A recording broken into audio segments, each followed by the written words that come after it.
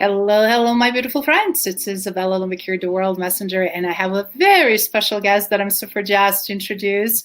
I will definitely let him to extend upon because I will never be able to do the justice of how many things he already accomplished. He's fairly young, but insanely successful in so many levels, and he can even define what the success looks like, means, and feels like because everybody have a different definition of success.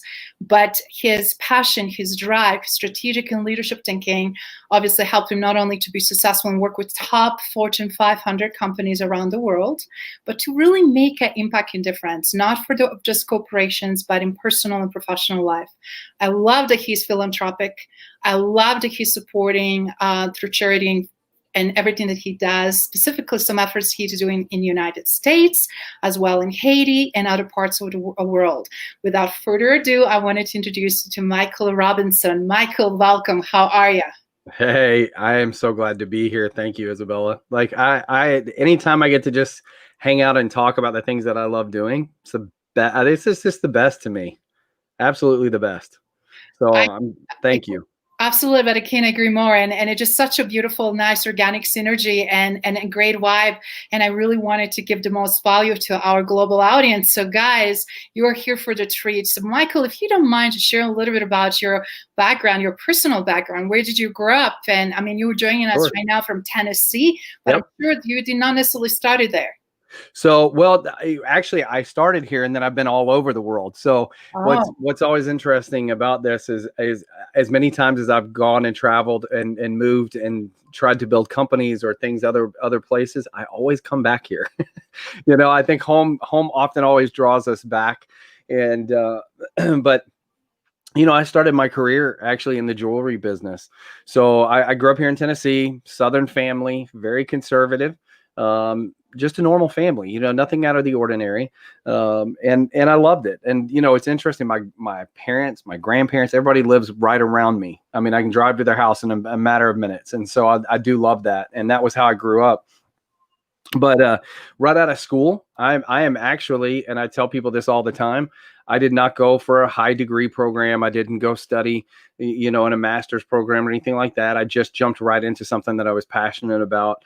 And I jumped into the jewelry business while I was in college and built a career in sales that ultimately parlayed just within a matter of a couple of years to owning my own stores and building a career from there. I've worked in the nonprofit space.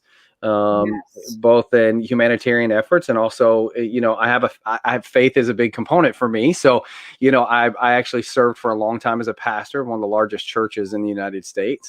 But the whole time I was doing the nonprofit, I actually owned my jewelry stores. I operated those because I'm such an entrepreneur at heart. I love the process of building. And then, in 2014, I kind of sold off and walked away from those things and stepped into a place of helping other people and being able to pour into other people's lives. And that's basically when I started interacting with these Fortune 500s that you talk about, being able to go in. And my specialty and what I'm so passionate about is helping great leaders really align the inside and the outside, making sure that their heart is seen and known and heard, but also for themselves. That fulfillment that occurs when we're being 100% authentic and 100% aligned on the inside and the outside. Because I think a lot of, professionals, executives, entrepreneurs, business owners, I think just the human journey as a whole, our professional life and our personal life never really get to come together fully. And so we always have this tension in life. And so I've spent my time really helping, leaders in the corporate world align that through communication, because when you do that, they can lead teams and build companies. And it's something that I've always said, if you can get a team to speak the same language, nothing gets in the way. And so that's what I've done over the years. I've had the privilege of working with companies like Coca-Cola, BP Oil, all the major casino groups in Las Vegas. I had the privilege in 2018 of being invited to Sir Branson's place in Switzerland with a number of great leaders and being able to share and teach this information there and work with those people. I mean, that to me, that was one of the most humbling things and like crazy things, because I'm kind of I used to say all the time, I'm kind of a nobody. I mean, I've been successful. I built a career, but nobody really knew me.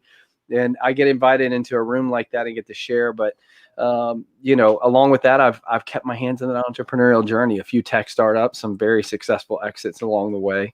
But my focus now, Izabela, is to just give back, to pour into people's lives, and I want to leave the legacy of being one of the most generous people that ever lived. And so you mentioned Haiti. That's a place where I pour a whole lot of time, effort, and energy into. I love that country. I call it my second home, and it's because I spend so much time there and have over the last 20 years. For me, what drives me is what value can I add to somebody else, and how much can I give, and how can I serve in my journey. Wow, you've been on the amazing roller coaster ride, and definitely a lot of personal transformation for yourself as well as everybody around you. And what I love about your experience, it is, Michael, that you speak experientially as well and bring so much value to the table, because a lot of times we're hearing a lot of people who want to support and give their expertise, but they're very theoretical. They've never really been in situations that were challenging or difficult. Right. So you can really quickly tell, it's like, yeah, this sounds really, in general terms, really good, but right. In reality, things are very, very different. So from the pastor from very large church in the United States to then obviously a serial entrepreneur and working for Fortune 500 executives and executive team, which I also know that is the space that I also play quite a bit. It's very challenging point of entry. It's hard to build a trust, but not even that. Even if it's trust build, it's just so fragmented, and more than ever, we have the biggest pain points right now, right? That's right. That space. So we're unpacking now everything that you shared a little bit here. Sure. If you don't mind, how did you get into, obviously from your servant heart, you have to be servant heart and love people to be successful pastor in the church. Sure. And then from there to realize I now wanted to do something else that I want to also feel more personally fulfilled. So do you mind sharing how your journey 20 years ago started in Haiti? Because seeing images and knowing and being involved and rehabilitating so many people from all over the world for over a decade, and then after that, being involved in so many initiatives, one thing that always breaks my heart is elderly and children, and seeing the magnitude of homeless children, abused children, sexually trafficked children.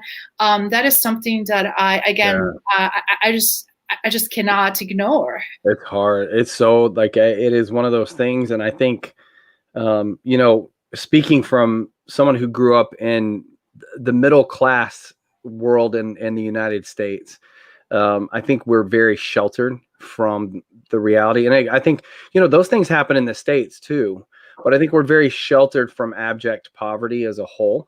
And the struggle that exists around that. And also just, we take for granted the systems, the structures, and I don't even say the freedoms. I wouldn't say it's about the freedoms. I think it's about the systems and structures that support the life that makes us comfortable. And, So it made an impact on me. I went to Haiti, like I say, it was just almost 20 years ago now, and I got invited on a trip for an organization because I was speaking all over the place, and they wanted me to be a representation and help raise money for their organization.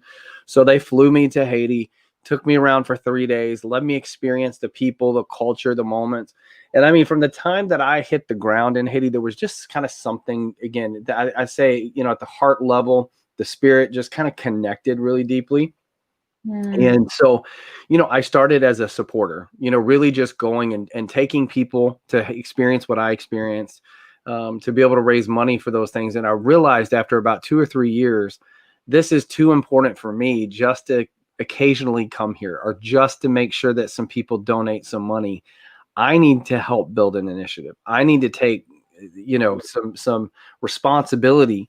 If I'm going to give this much time and energy to this country, to these people that I now call my second home inexplicably, then I need to take a bigger role in that. And so after a few years, we started the process of opening children's homes, specifically for children that had been trafficked. And this was before the earthquake. Always preface this. This was before, as I like to say, it was already horrible very bad before earthquake. Yes. Yeah. And I often say I've been in in Haiti long before it was sexy to go to Haiti, because, crises make places sexy. to show up and do your thing. And I was already well established at that point, but we now served, in the last 15 years, we've served about 1,700 kids that have lived in our different children's homes across the island.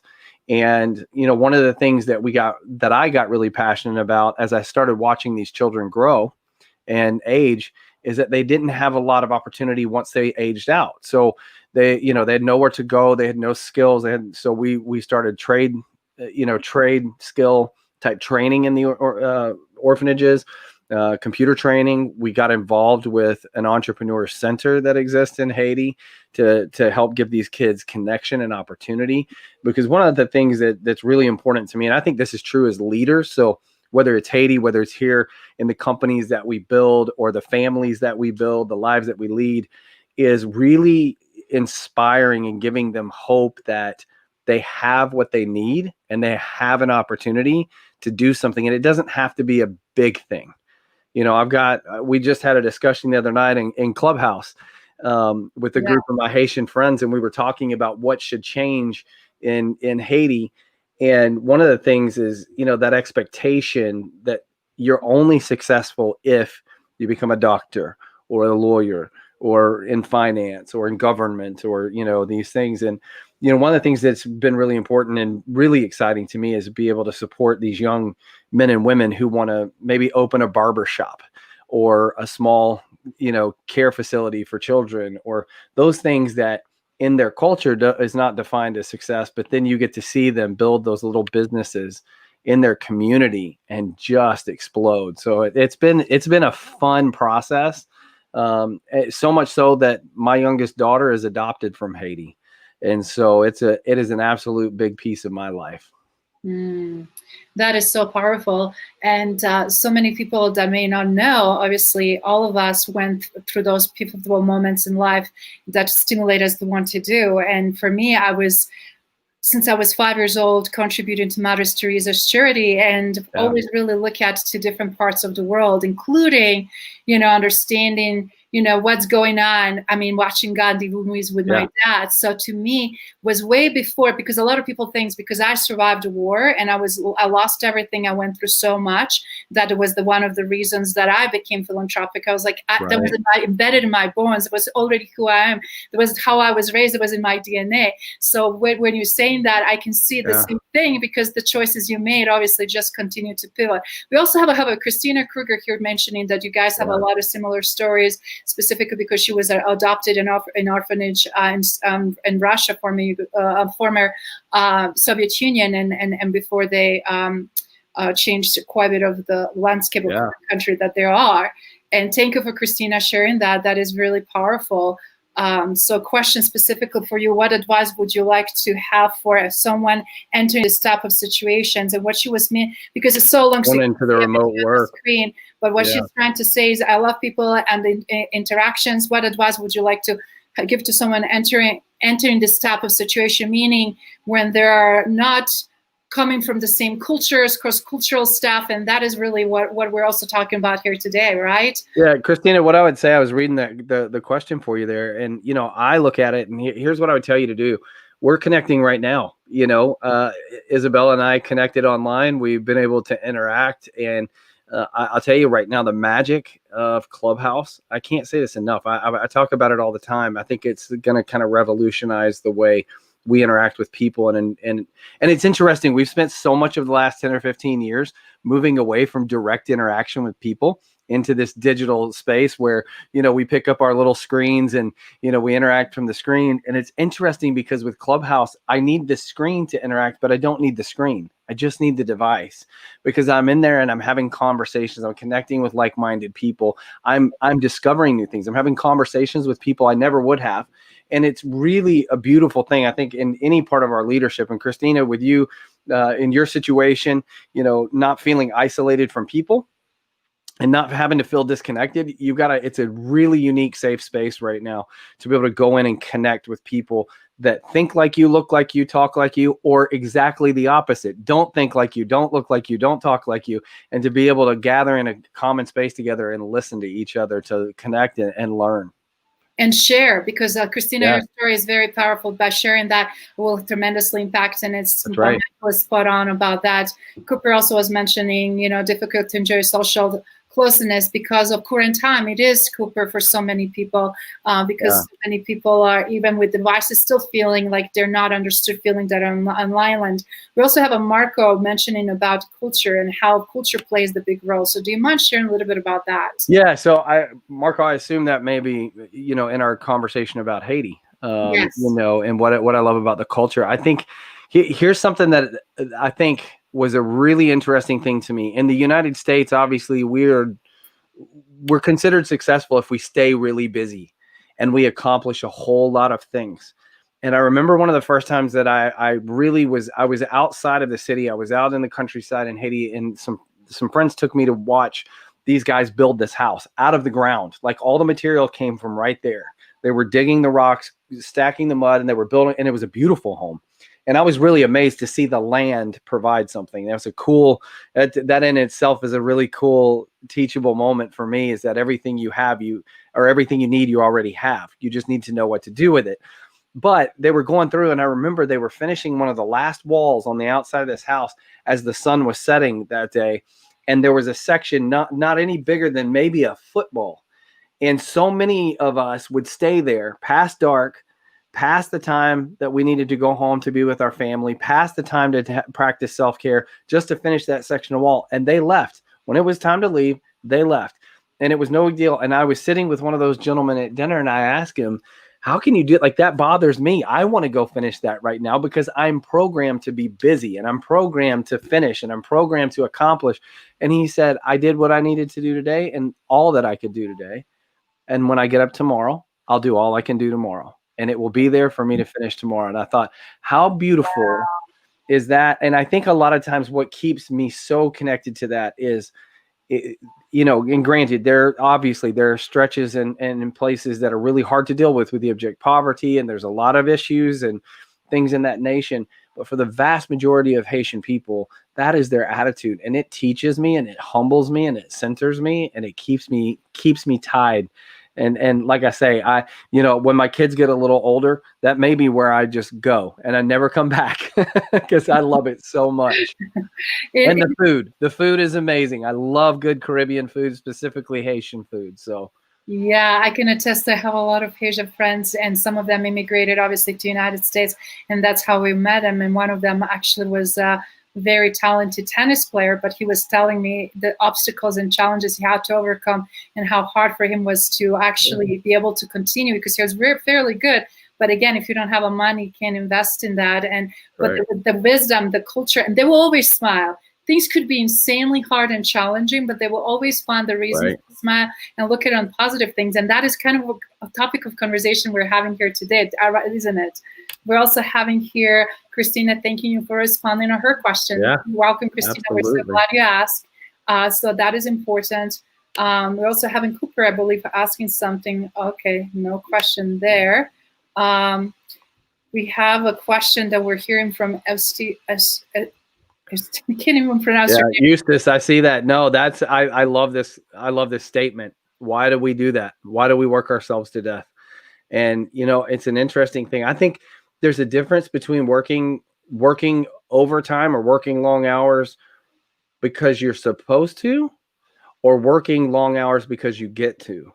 And I think there's a big distinction in that in leadership that, I'm in a season right now of building a few things and creating a few things and some ventures and some relationships. And I'm so excited about it. I can't make myself stop. Like, I'm going all the time. But that's a little bit different than I have to get it done or the world falls apart. That is not the place I live. And I think we've done ourselves a disservice in our culture in the United States that we feel like we have to accomplish so much more than we really need. And then we think we need so much more than we really have to have. Absolutely. Running people to the bone, and then that capitalism and capitalistic system and mentality that is actually falling apart, because how many CEOs we know between you and I that are very sick, unhealthy, went through second, third divorce, changed so much in their own lives, got sick, and now they're feeling like, where did I spend my years? And in their late 50s and 60s, they're absolutely unhappy and miserable, and they cannot lead effectively. That's it's right. Fortunate, because we need to more than ever set up the boundaries and really know, but also bring back human factor in everything we do. Right. Do you mind sharing a little bit about your perspective, specifically as we're right now seeing so many people struggling, right? So it's like, how do I talk to boss, or what do I say? I was like, you guys have to be your own best advocates. It's a ways and how you can still do it that is effective but again, very meaningful, that can help others to position well. So do you mind sharing a little bit about that? Yeah. So I think we really do have to learn to be okay. And this is a self-care component. Be okay with talking about what we're feeling or what we're experiencing and what we need, and understand that if you don't talk about it, if you don't share it, if you don't put it out there, nobody knows to meet those needs. Nobody knows to meet you in that place. And I think so many times the frustrations that we carry are because we're not communicating. And if we don't communicate, then we have expectations that somebody else is going to figure it out, or we have an expectation that somebody else is going to help me. But if they don't know that they need to help, if they don't know there's an opportunity to take care of you, then they can't be there for that. And so being able to put that out there, and it's vulnerable, right? It's a very vulnerable place for us to talk about the things that we're struggling with. I know this year, what our 2020, it changed a lot of things for people, being at home most of the time, working remotely, being in the same environment with people that, even though you may be, partnered with, married to, children you're raising, you generally had a space and time throughout the day that it wasn't all the time. And now that, for a lot of people that changed this year, and it's really being honest in that process of, today, I don't want to see you. You need to stay in the other room, and it's okay. Like, and I say this often, my husband and I talk about this a lot. There are plenty of days he will say to me, I need you to stay in there. Don't come out here.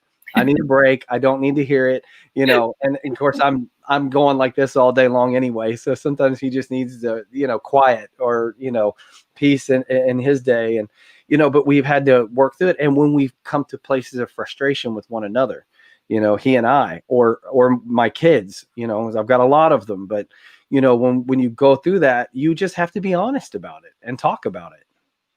Very true, but you also have to create a safe space and still do it in a loving way. Yeah. And when you say you have a lot of kids, you adopted a lot of kids specifically from Haiti. So do you mind sharing, how big is your family right now? So I have 7 kids. So I have a lot of them. 2 of them are already out of the house. I have my 2 older daughters who were foster to adopt here in the United States.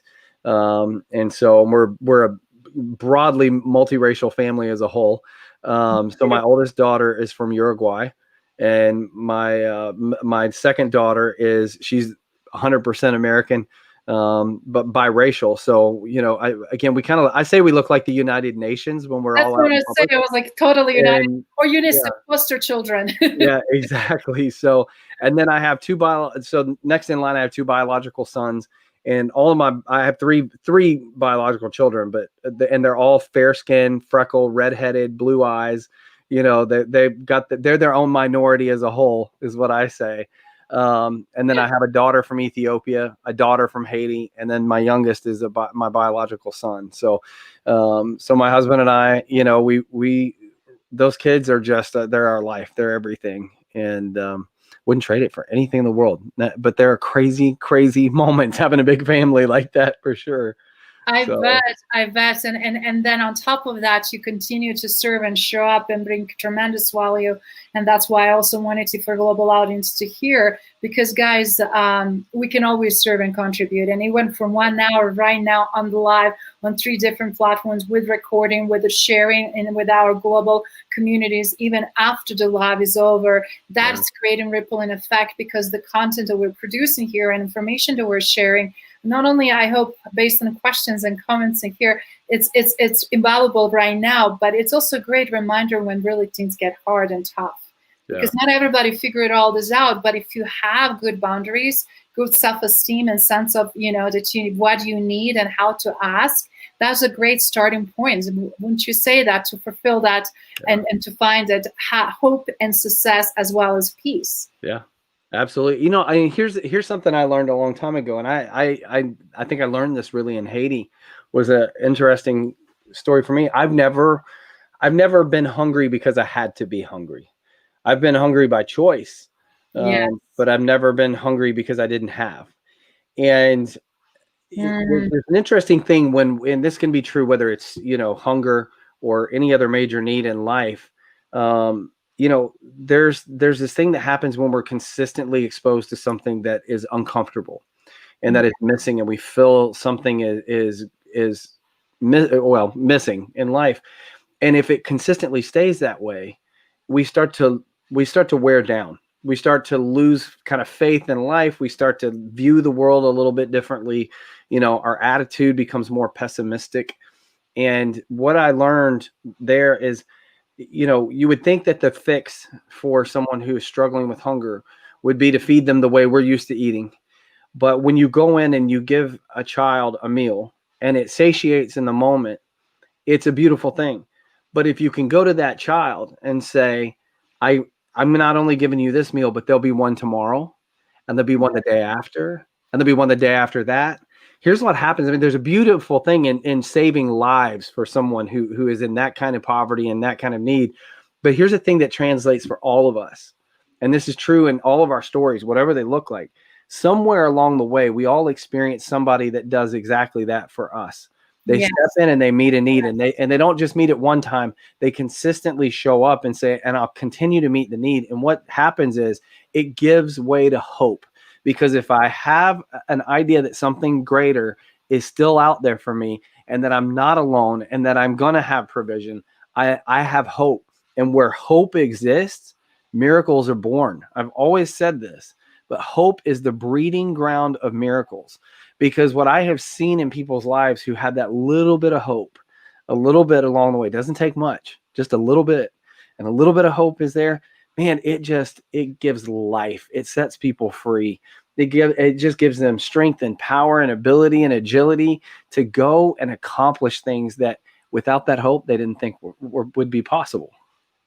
So very true. And this is so powerful, guys. And I hope you take it to the heart, because even just the kind word, even just acknowledgement. I remember when I used to work on different initiatives with homeless, and first thing when they would say, you look at me in the eye.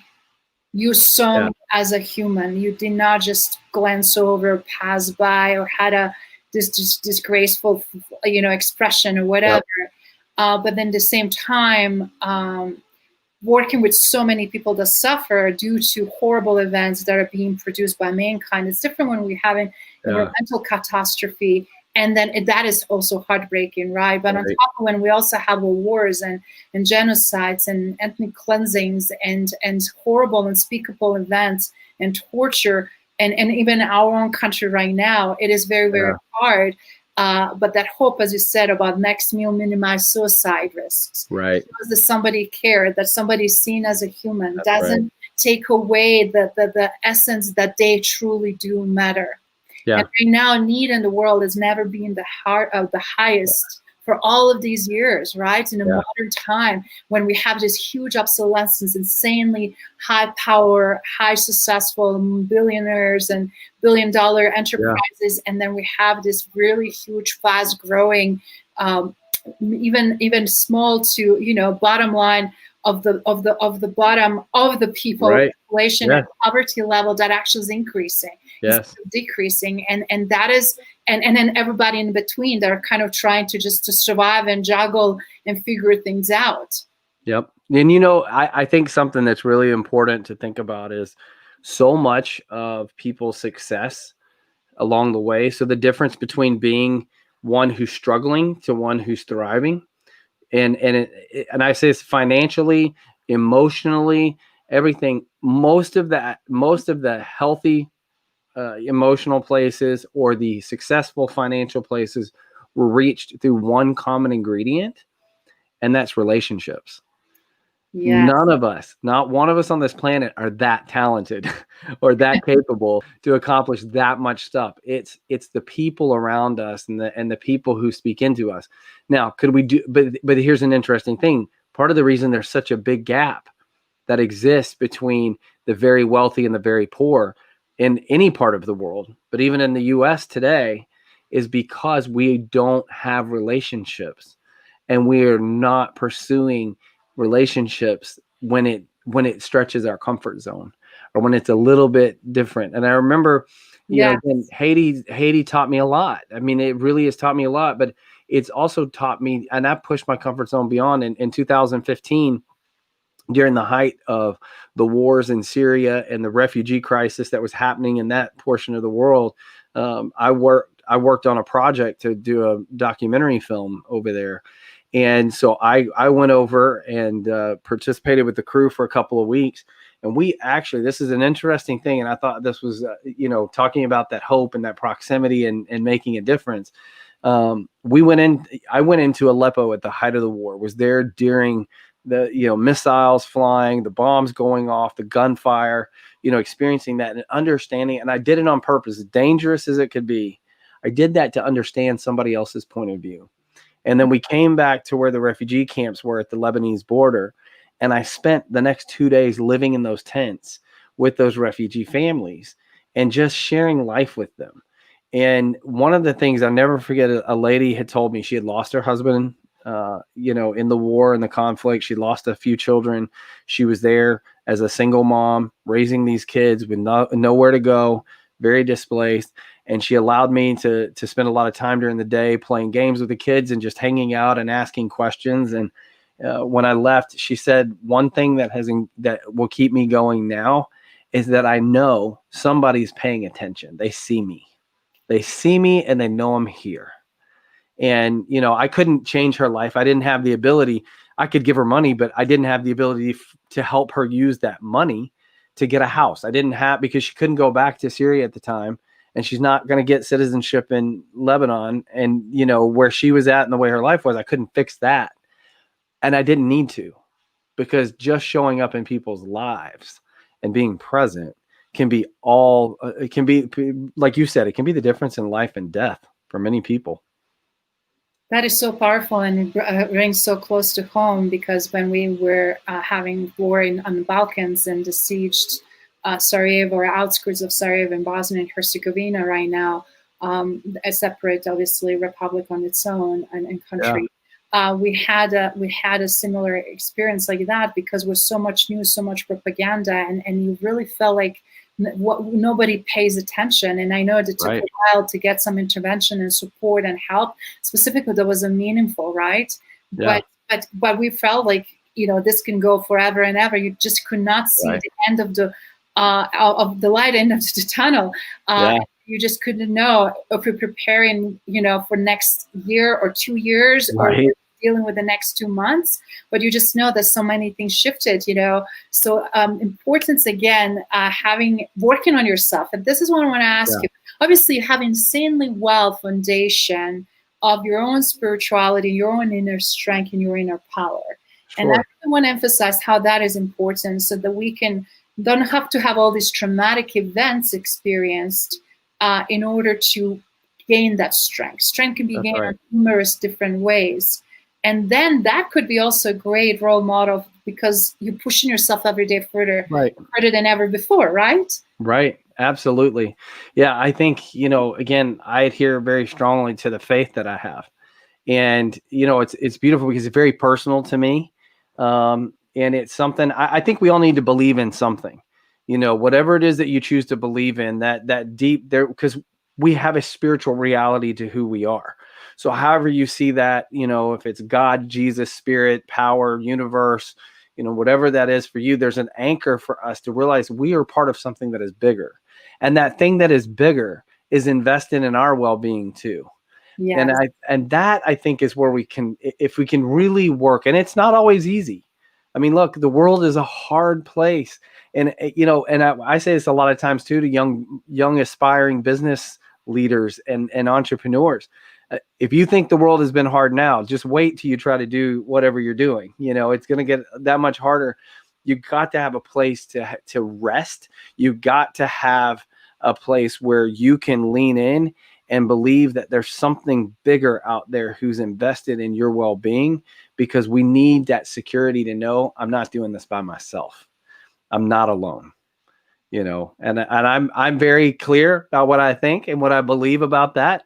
But I've also learned that people have to go on a journey. There's something, because I adhere to a Christian faith. And, one of the things that I know is true that's in the scriptures that I read that kind of guide my faith and help kind of point me in the right direction is towards the end of the scripture, as you go through the narrative, there's a passage that says, in the last days, I'll reveal myself. You don't have to educate them. It's in this book called Hebrews in the Bible. And it really spoke to me because, I was a pastor. It was my job to tell people all of this stuff. It was my job to convince people to come along with where I was going. And then I started reading, and I read something that I think is one of the most wise things. You can't force and manipulate. You can't change people. Absolutely. You can't make things happen.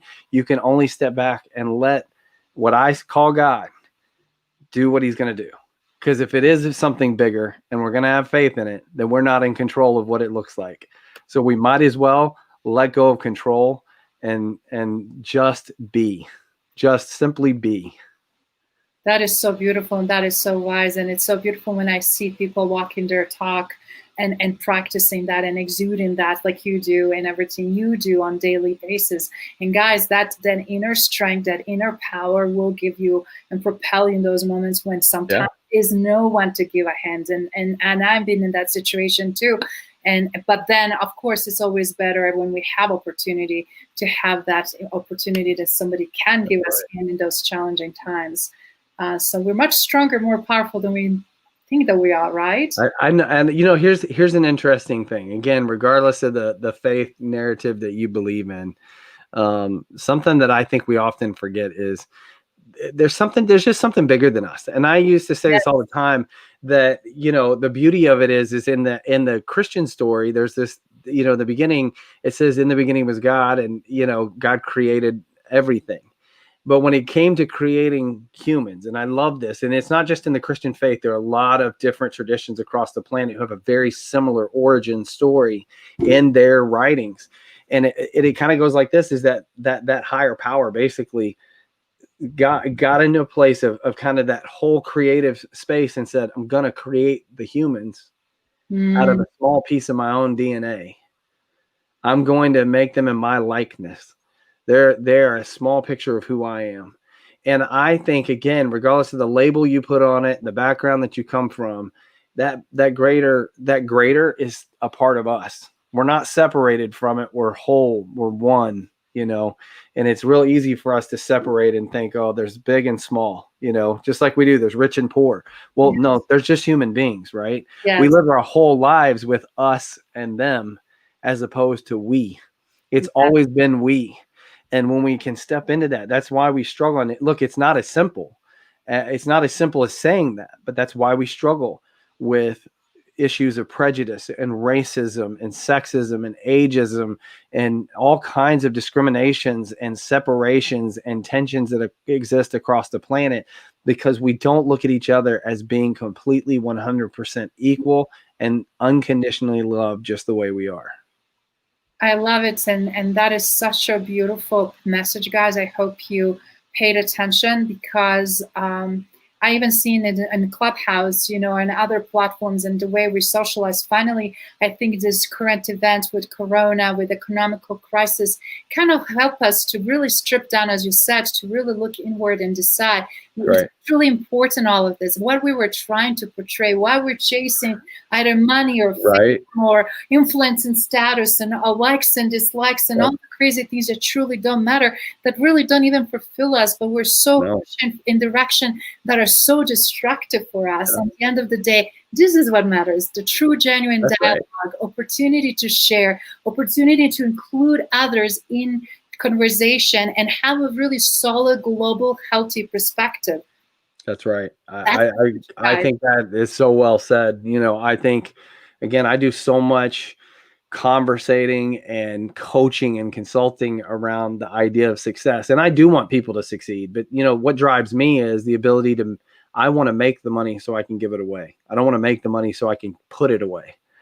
And so it drives me, but it's so crazy because people will look into my life, and as much success as I have had, they'll scratch their heads that I drive an older vehicle, or, you know, that I don't live in the nicest house on the street, or that I don't fly first class every time I get on an airplane, which I haven't been on an airplane in quite a while given COVID, but you know, and they question those things. And it's because I've come to a place of peace that those material things, while I can enjoy them, and at times I do, you know, it's okay to enjoy your success. It's okay to celebrate your success. But what I found is that because I thought it would do that for me too.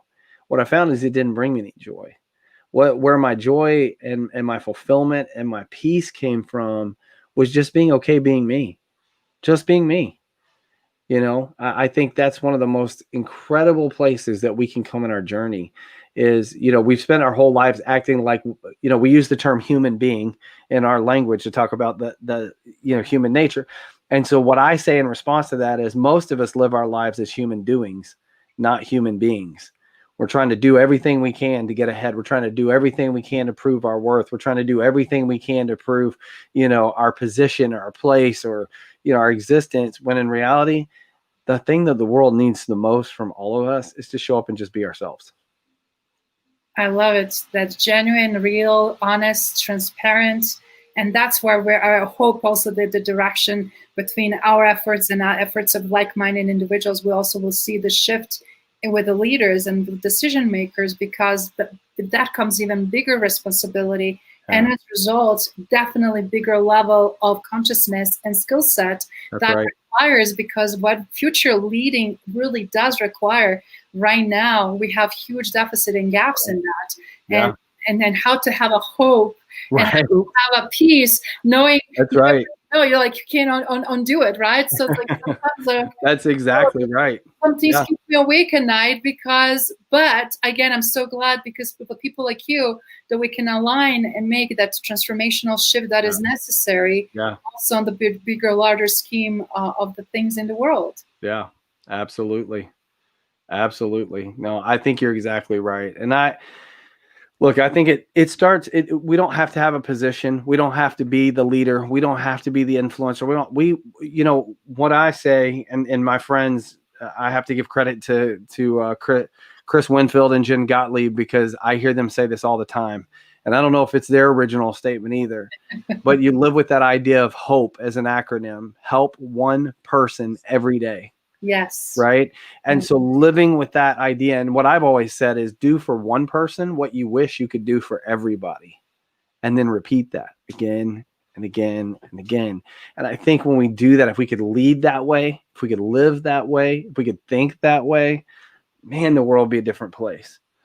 It would be an incredibly different place. I get so much, you know, I've gotten friction over the years. You know, I'm the guy who would be driving home after working in my jewelry store all day, you know, selling $1 million items. I mean, just doing some incredible stuff, or speaking at a corporation and consulting in these places. And I'd be on my way home, and I'm the guy who picks up the hitchhiker or the homeless guy and brings him home to my family, lets him take a shower, lets him eat dinner at the table with us, and spends time getting to know him, because there's a person underneath there. It's not just a situation. There's a human being there.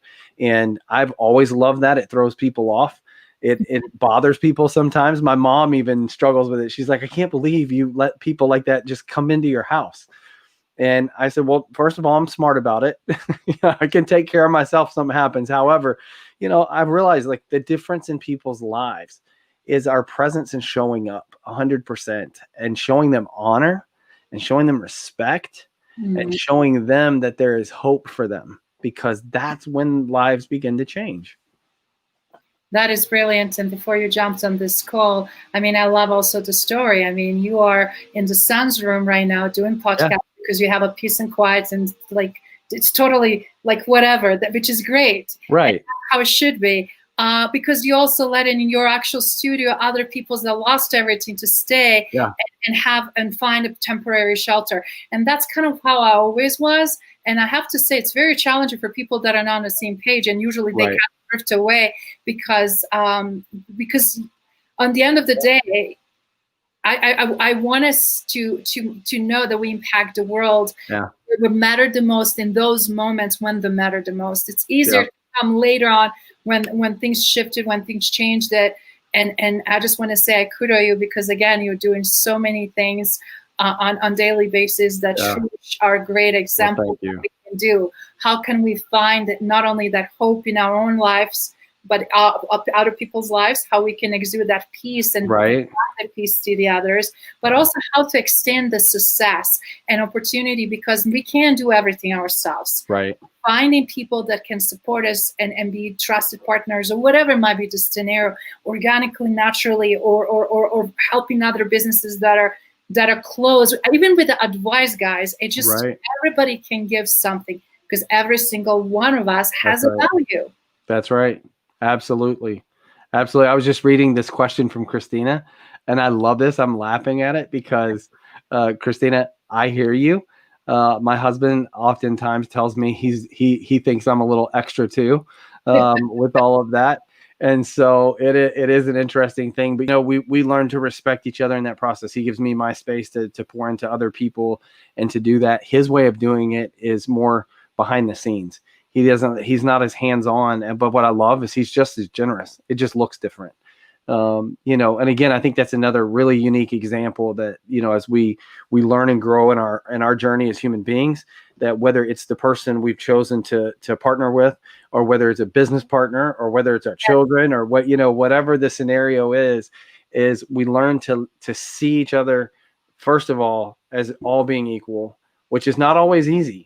I mean, it sounds so good when it comes out of your mouth, but, and I'll tell you, even as a parent, it's hard for me sometimes, and I'm realizing that every time one of my children has reached late stage and becoming a young adult, it's hard for me sometimes to go, oh, you're an adult. Cause I look at them and go, you're still a kid.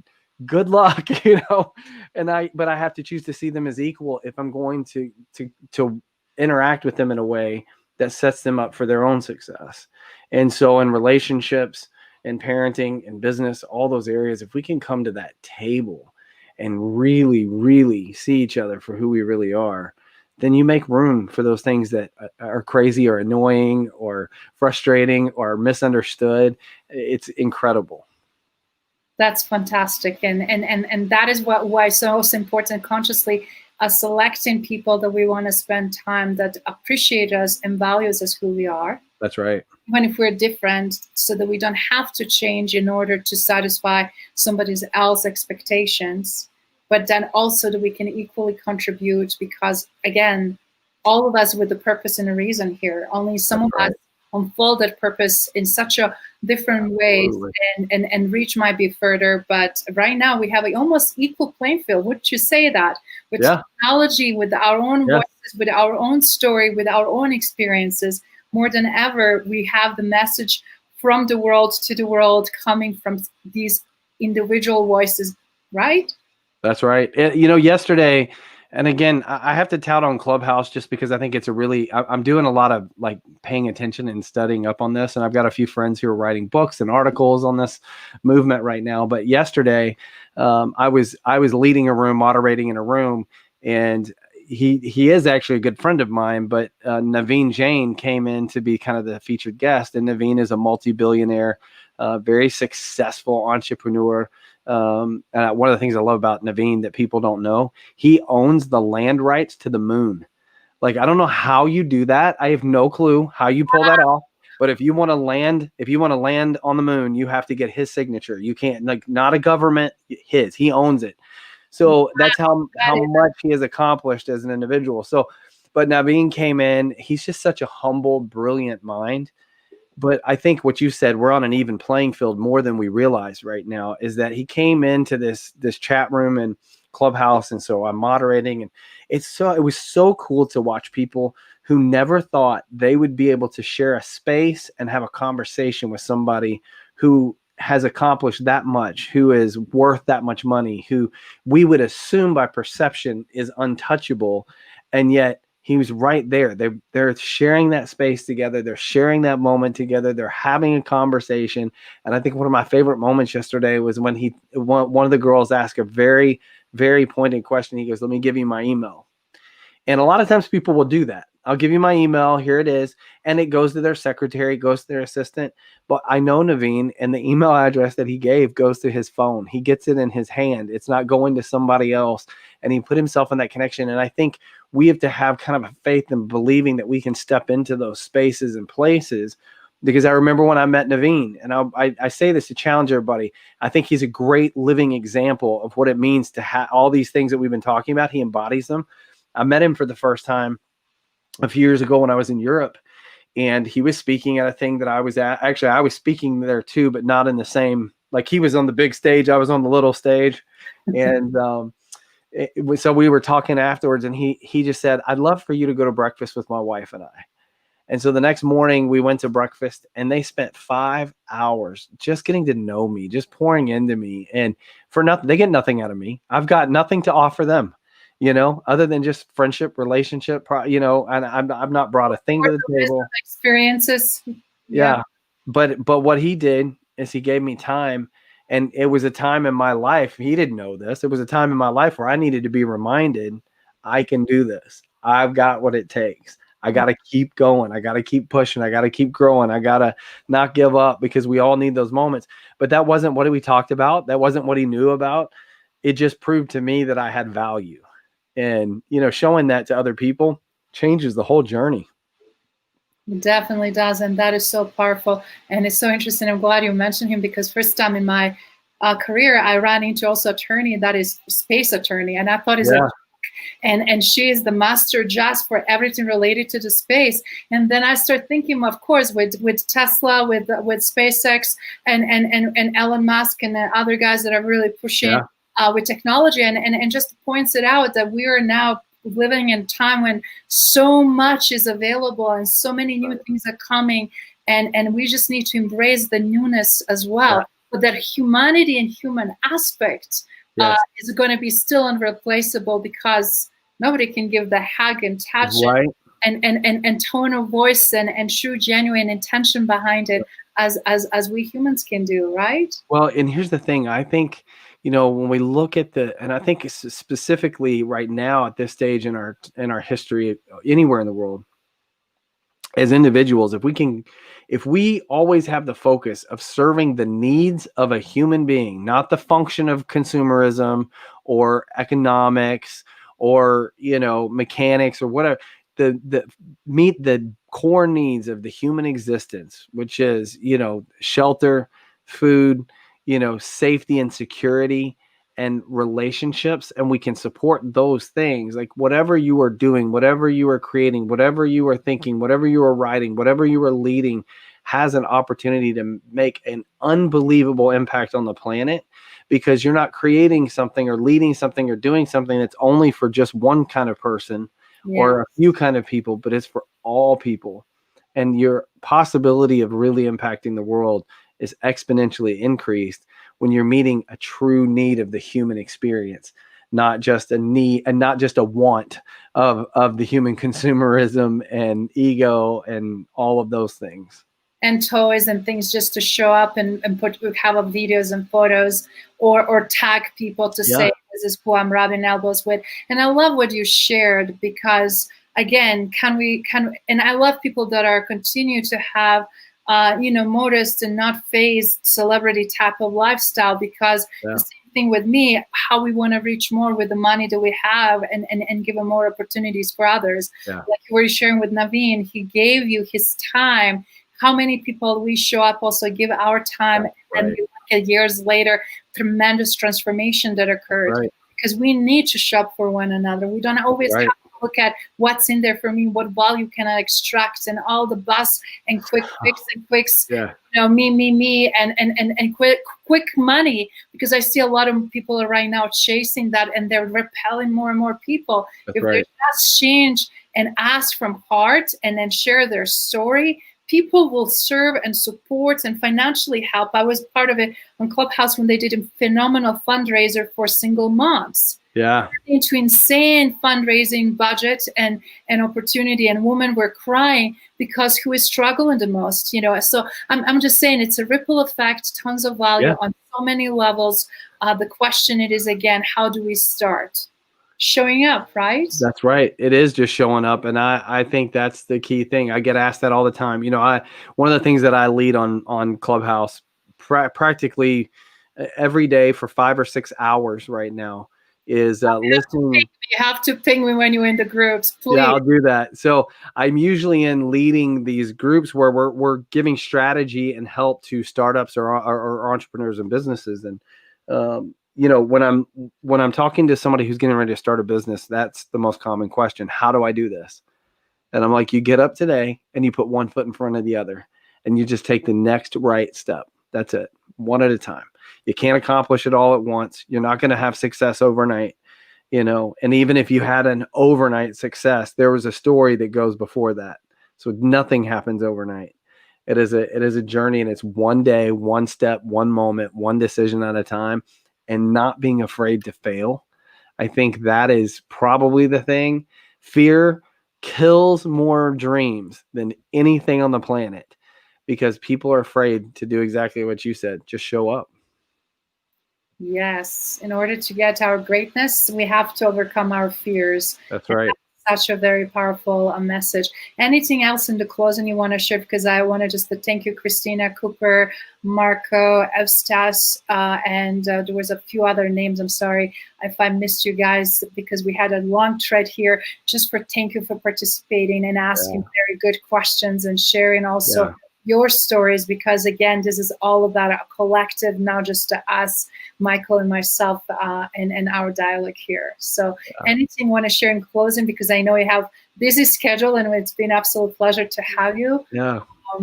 No, I'm just super thankful. Here's what I tell everybody: just do exactly what I was talking about. Go out, do for one person what you wish you could do for everybody, and just repeat that over and over and over, because the world will be a better place when we all make that choice. And you have the ability. I say this, and I'll say this outside the idea of faith. I'll take faith off the table. Just a story. If this dude named Jesus could live with a small group of people and have 12 buddies that he hung out with a few thousand years ago, and just show up and do for one what you wish you could do for everybody, and we're sitting here thousands of years later telling stories about him, you can have a ripple effect that big too. All you got to do is show up.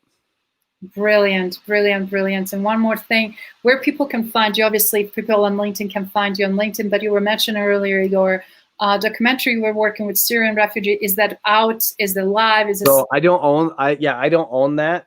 People could certainly send me a message and I can get information where they can find it.